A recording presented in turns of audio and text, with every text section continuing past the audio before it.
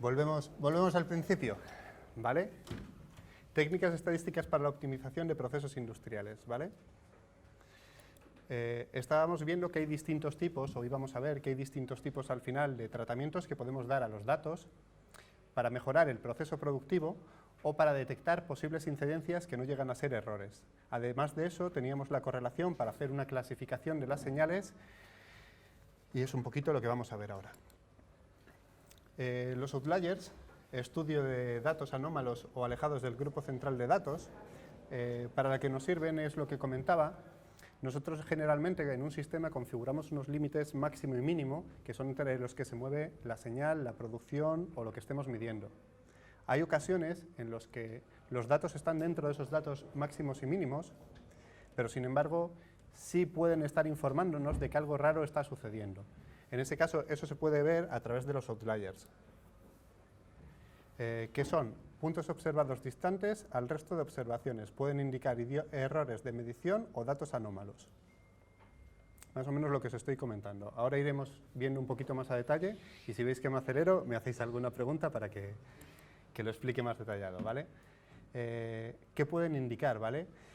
Son datos que deberíamos observar y analizar para determinar si son debidos a anomalías o a errores de medición.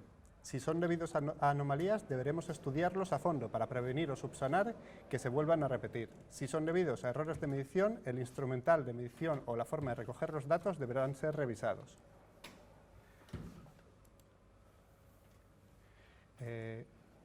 ¿Qué nos pueden indicar? Pues los cambios de comportamiento en el sistema pueden indicarnos que un proceso ha parado o arrancado, por ejemplo, de una forma muy brusca. Entonces se puede mejorar el rendimiento del sistema si se hace de una forma más escalonada.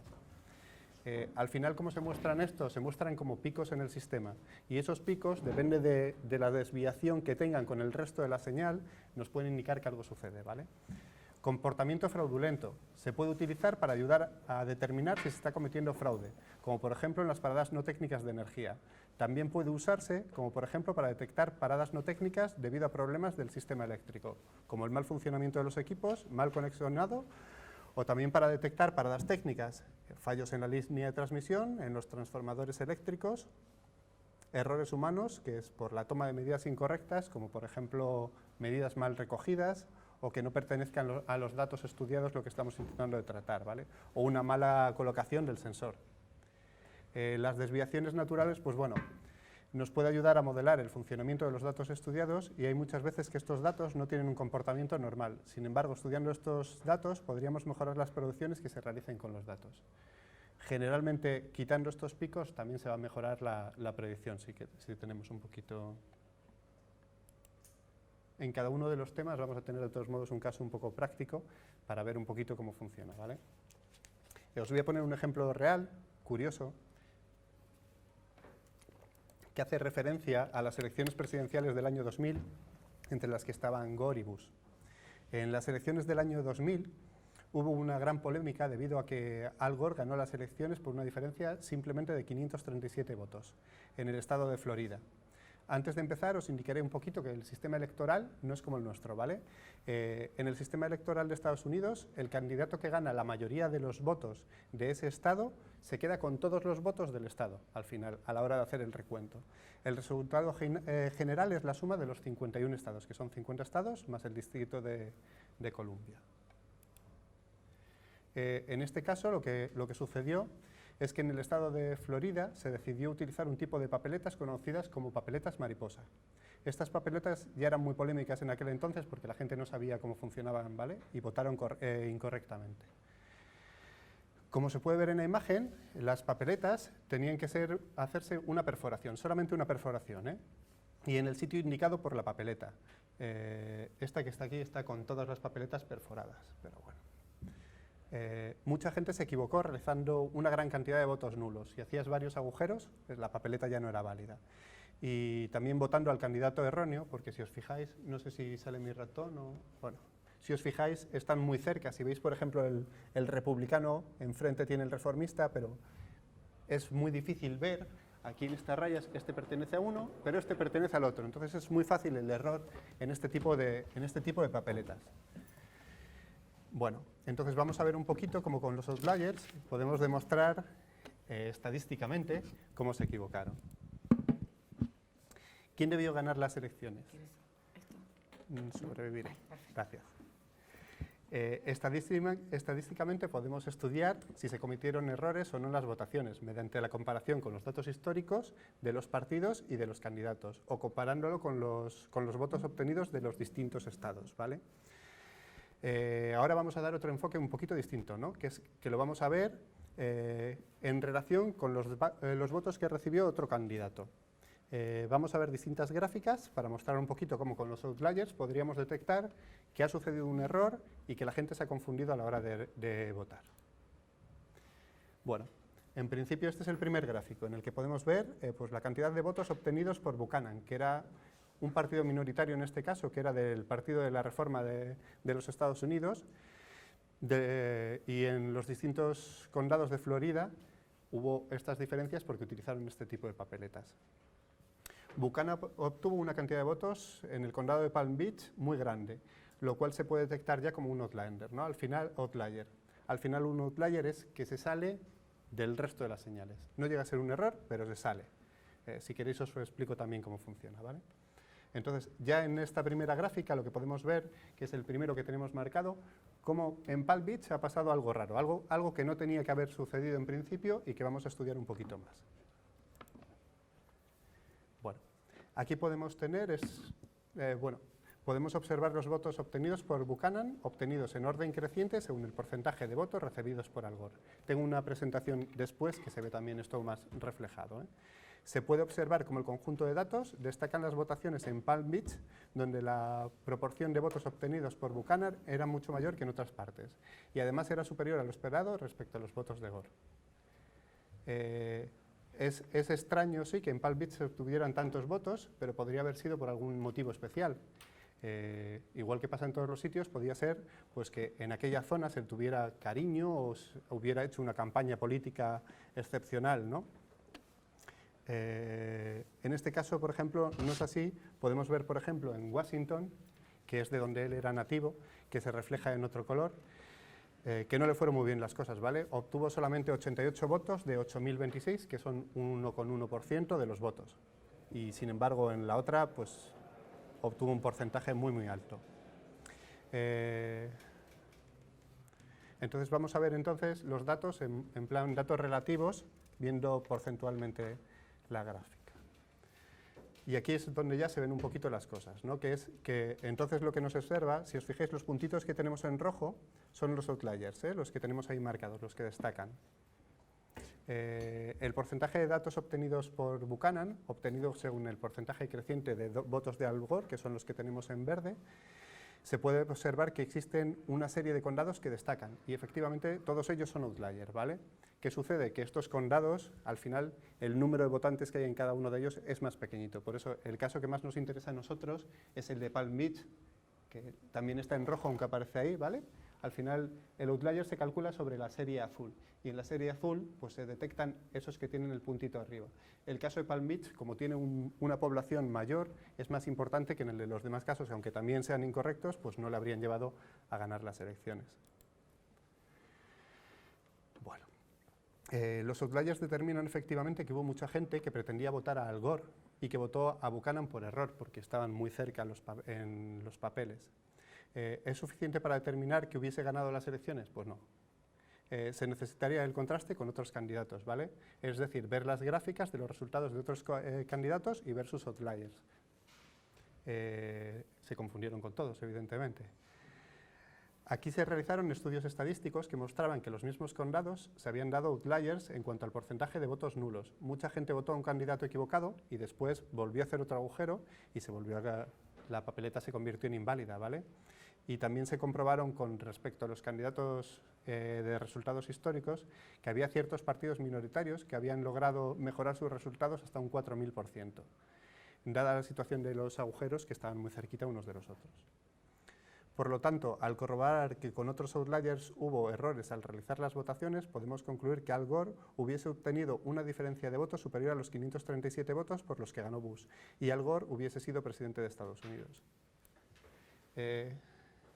Como anécdota os diré, ¿no?, que en Estados Unidos los datos estadísticos pueden tener validez legal, y que son válidas ante un tribunal dada su legislación. En España, por lo tanto, Al Gore, si hubiera reclamado, podría haber obtenido vía judicial la presidencia de Estados Unidos. Lo que pasa es que estos procesos son largos. Sin embargo, en países como España esto no es posible, ya que las pruebas estadísticas no son admitidas según la legislación vigente. Esto era un poquito los outliers, que si queréis os hago una gráfica o alguna cosa un poco de cómo funcionan o os explico alguna cosilla más. Perdonad. Los CP, CPK, CPM y CPKM, ¿vale? Son los índices de capacidad para procesos industriales, lo que nos permite validar la calidad del proceso y mejorarla. Son una serie de parámetros que nos permiten medir la capacidad de un proceso industrial. Sirven para conocer la calidad de la producción mediante controles estadísticos. ¿Es mi agua este? No, ahí la tienes costado. Vale. Entonces, mediante el uso del índice de capacidad se puede medir la eficacia de un proceso industrial. Bueno, vamos a ver un poquito cómo funciona y para comprenderlo un poquito mejor, vamos a verlo con un ejemplo, ¿vale? Vamos a suponer que nos encontramos en una fábrica de tornillos y queremos saber cómo de bien funciona el proceso industrial mediante el cual se crean los tornillos. Para ello vamos a ver los distintos índices de capacidad. El CP. En primer lugar vamos a ver el CP, que estudia si el calibre de los tornillos que fabricamos se desvía mucho de la media. Esto es bueno ya que si obtenemos un índice alto, quieren decir que los tornillos que fabricamos tienen un calibre similar. En esta gráfica se ve un poquito mejor. Tiene un problema. Supongamos que en lugar de hacer tornillos estamos disparando una diana. Como podemos observar en ambas dianas, todos los disparos están muy juntos, pero en la diana de la izquierda nuestros disparos están centrados alrededor del centro de la diana. Sin embargo, en la diana de la derecha podemos observar que los disparos están muy juntos, pero no están centrados en la diana. En ambos casos el índice de capacidad, CP, es alto, pero como observamos esto no tiene por qué decir que en ambos casos el arquero fuese igual de diestro. Al final lo que nos dice el CP es que se está fabricando todo muy parecido y que todo está parecido, pero no tiene por qué estar según lo que nosotros queremos fabricar. Por eso existen otros CPs, ¿vale?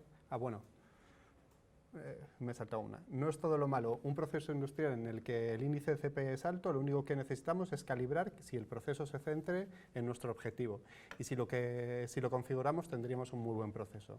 Para ello, posiblemente sea suficiente con calibrar de nuevo alguna de las máquinas, ya que probablemente estuviese realizando bien su trabajo, pero no se le hayan configurado directamente los parámetros correspondientes al calibre de los tornillos.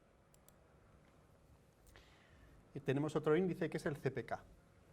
El CPK lo que hace es estudiar si los tornillos que fabricamos se desvían mucho de la media que se ha establecido.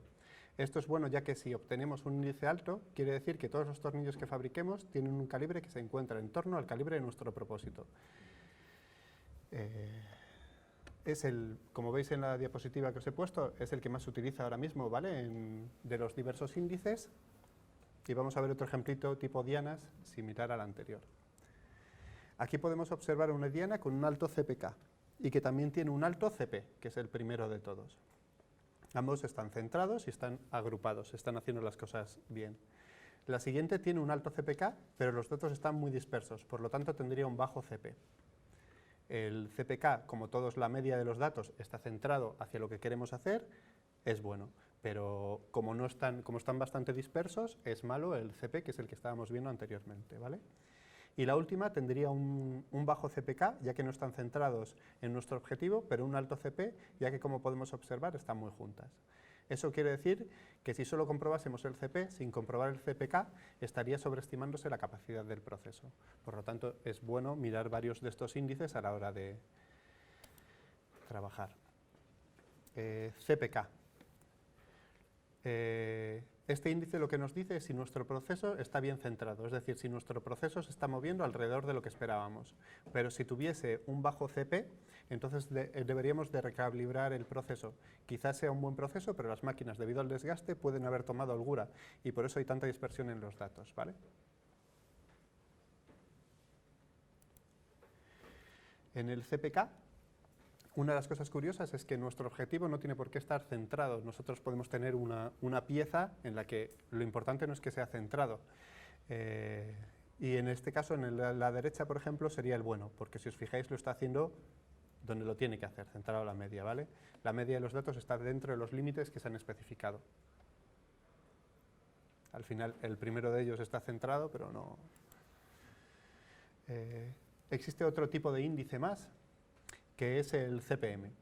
En este caso, si se observa que la muestra está distribuida alrededor del objetivo, dentro de los límites. Este lo que hace es mirar que esté dentro de los límites. Si hemos configurado que el tornillo va del 4,9 al 5,1, que esté dentro de esos límites que hemos configurado. Si nuestra producción se encuentra dentro de nuestros límites de especificación, que es la zona amarilla, tendría un alto CPM. Sin embargo, aunque tenga una buena distribución, si se aleja algo de nuestro objetivo, tendría un mal índice de CPM.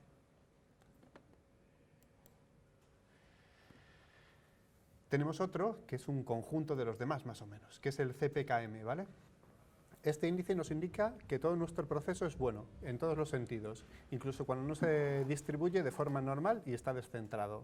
Es el más exigente de todos, y sería bueno si todos los anteriores lo fueran. De hecho, es muy exigente, y en muchos casos no nos dará información sobre lo que podemos mejorar, aunque sí que nos dará información acerca de si estamos estableciendo y configurando bien nuestro proceso productivo.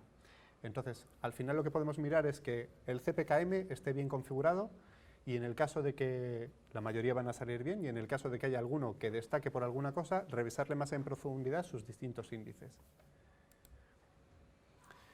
Sobre esto ya entramos, todo esto nos vale para determinar cuál es la eficacia de nuestro proceso y buscar que sea lo mejor posible, así como detectar posibles fallos en la configuración o desgaste de la maquinaria o detectar fallos en la fabricación industrial.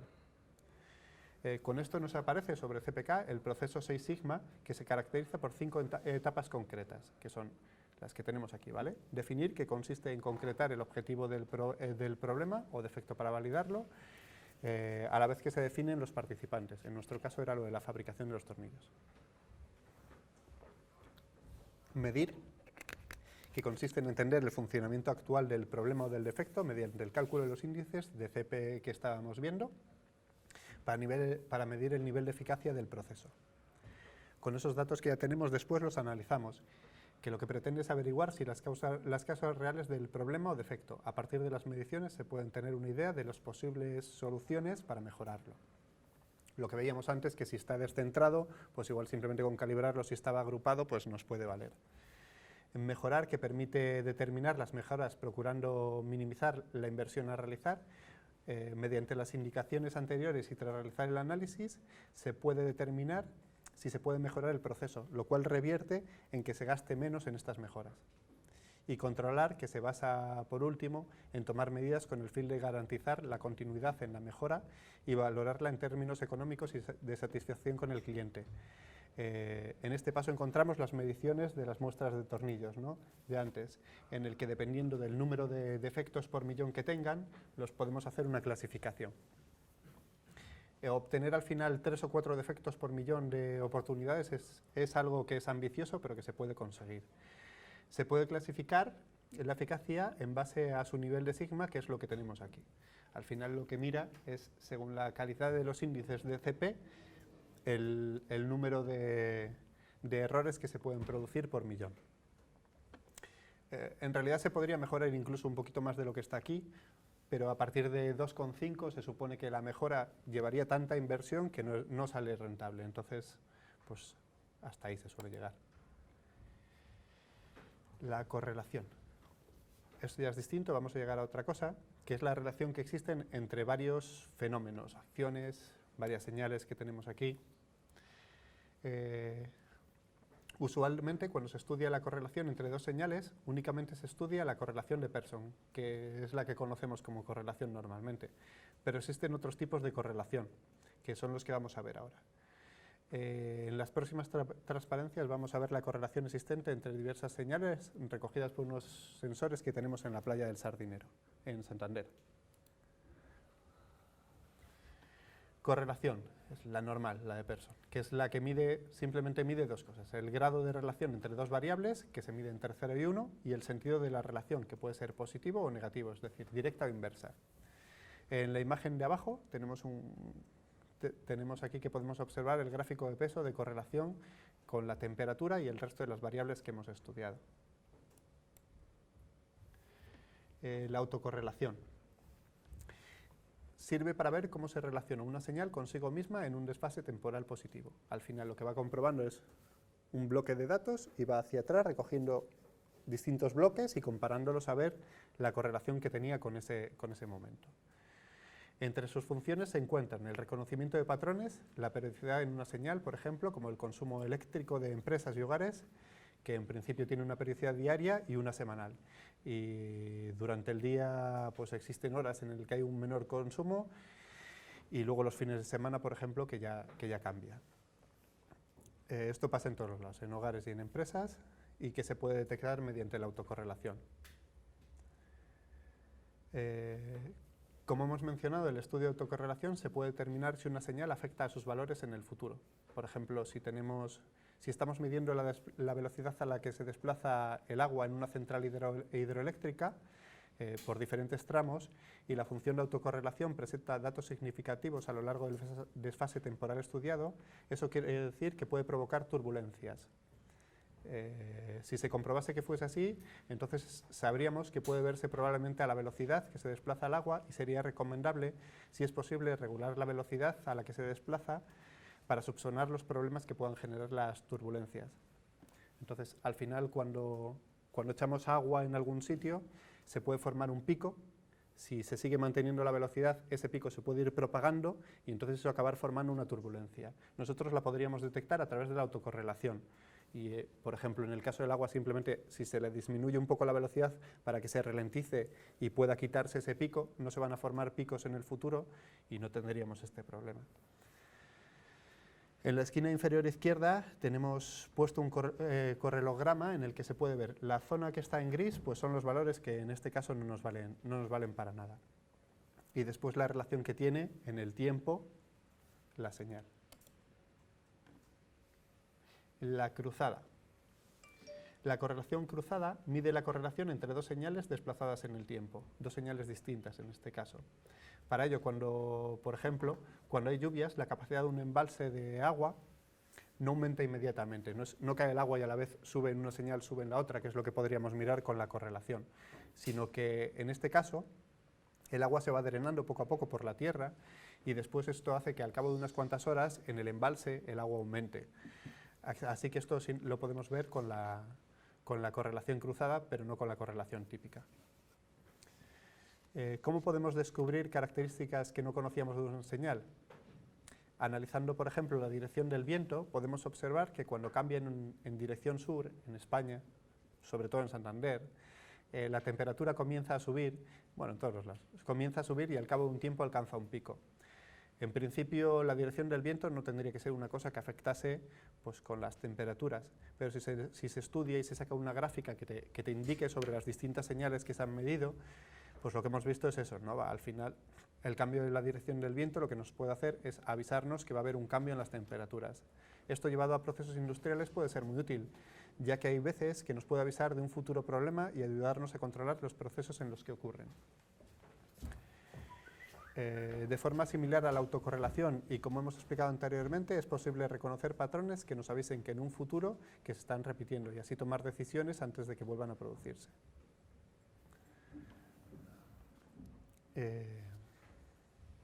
Al final aquí lo que hemos visto, ¿no?, es que al hacer el estudio entre distintos patrones, nosotros pensábamos que la dirección del viento pues, no nos iba a afectar mucho, pero al final lo que hemos visto es que es de las que más afectan, por ejemplo, en España, ¿no?, que es un cambio muy drástico y algo que no habíamos pensado, ¿no? Al principio nosotros estuvimos mirando y pensábamos, por ejemplo, que otras mediciones, como por ejemplo las mediciones de la temperatura, ¿cómo se llama exactamente?, de la sensación térmica, pues que iban a ir más relacionadas, pero al final pues tampoco tiene mucho sentido sacarlas sobre esa variable, pero sí sobre estas otras variables que pueden afectar para el futuro. La convolución es muy similar a la correlación cruzada, ¿vale? Bueno, puede servirnos para reconocer si ha habido una superposición de señales y si se producen fenómenos como el eco, y sirve para encontrar patrones que nos valdrán para mejorar nuestras predicciones. En el caso del correlograma hay pocos datos interesantes, pero bueno, al final la convolución es muy parecida a la otra.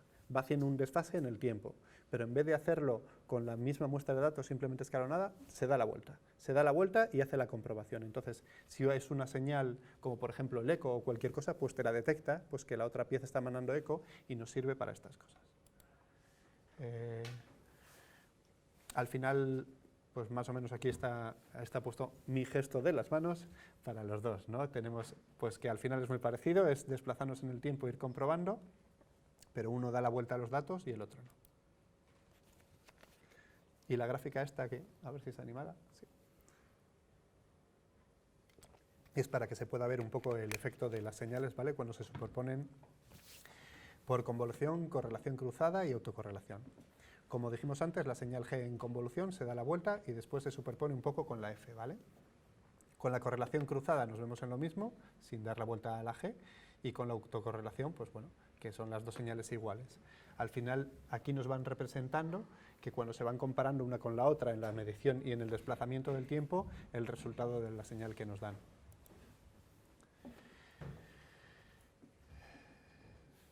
Con esto, las conclusiones, bueno, me parece que me ha acelerado bastante. Sí, Me parece que me ha acelerado bastante. Bueno, con el uso de los outliers, lo que se puede ver es encontrar anomalías en nuestro sistema y conseguir subsanarlas. Detectar cambios en el comportamiento del sistema, identificar errores humanos, errores instrumentales, desviaciones naturales o mejorar las predicciones. Todas estas cosas pueden mejorarse a excepción de las desviaciones naturales contra las que no se puede hacer nada, por lo que es bueno saber que existen y que van a continuar en el proceso que se realice. Los CPs.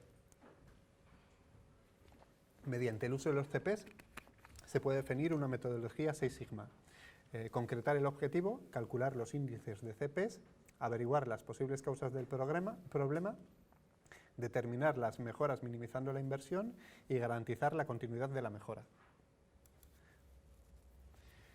Al final, mediante cosas muy sencillas como cálculos de estos, se puede mejorar la producción de formas muy fáciles o ver por lo menos cómo lo estamos haciendo. Mediante el uso de distintos tipos de correlación, lo que se puede hacer es reconocer patrones, descubrir características relevantes en las señales, detectar señales superpuestas o ayudar a mejorar las predicciones. Y con esto me he comido en 13 minutos la presentación de media hora. Así que si tenéis alguna pregunta...